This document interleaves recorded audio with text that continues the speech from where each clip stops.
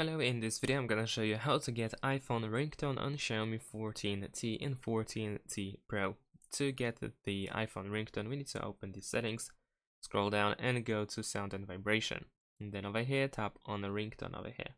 We're gonna open the store with ringtones and we can tap the search bar at the top in order to search for something specific. So we can type iPhone and then let's search. And there we go, we have some example iPhone ringtones.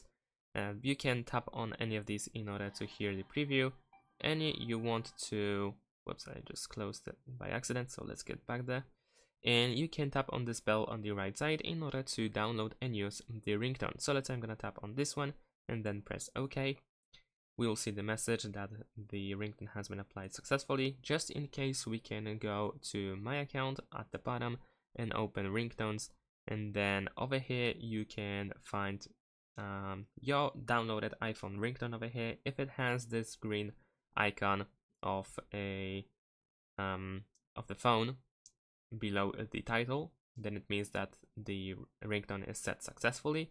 If it's missing, then you want to press apply and then choose ringtone over here. And that's pretty much it. Thanks for watching, leave a like and subscribe to my channel, and see you in my next videos. Bye.